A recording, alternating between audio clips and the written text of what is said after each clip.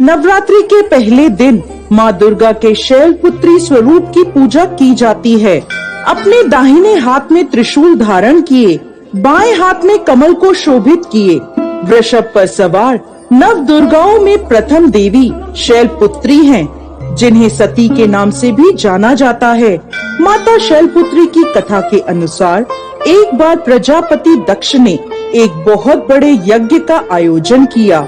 इस यज्ञ में उन्होंने सभी देवताओं को अपना अपना योग्य भाग प्राप्त करने के लिए आमंत्रित किया, परंतु उन्होंने भोलेनाथ को निमंत्रण नहीं भेजा। जब माता सती को यह ज्ञात हुआ कि उनके पिता एक अत्यंत विशाल यज्ञ का अनुष्ठान कर रहे हैं, तब उनका मन वहां जाने के लिए बेचैन हुआ। उन्होंने भोलेनाथ को अपने मन की सारी व्यथा बताई।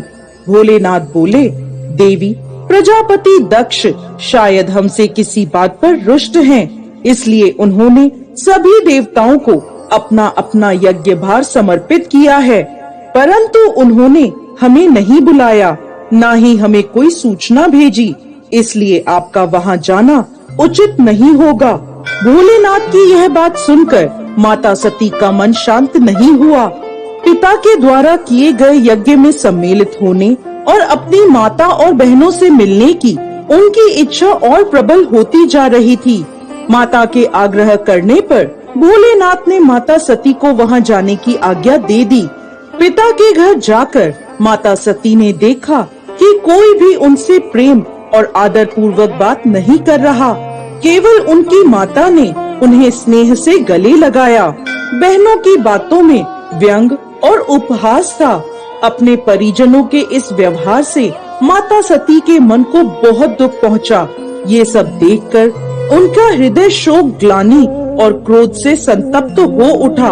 वह सोचने लगी, भोलेनाथ की बात ना मानकर यहाँ आकर मैंने बहुत बड़ी गलती करी है।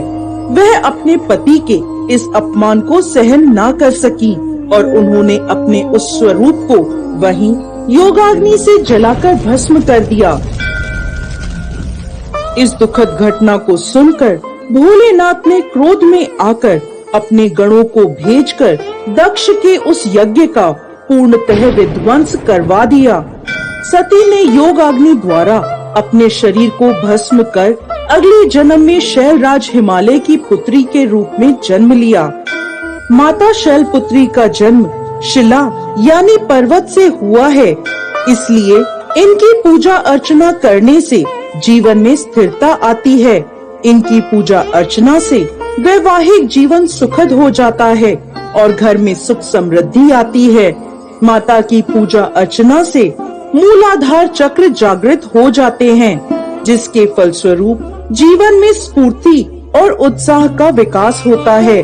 साथ ही साथ माता शैलपुत्री की पूजा अर्चना से चंद्रमा से जुड़े सभी प्रकार के दोष दूर होते हैं और भक्त को सौभाग्य की प्राप्ति होती है। दोस्तों, नवरात्रि के प्रथम दिन माता शैलपुत्री की पूजा सफेद रंग के विशेष पुष्पों से करें। साथ ही साथ माता को सफेद मिठाई का प्रसाद चढ़ाएं और माता की तस्वीर के आगे कपूर अवश्य जलाएं।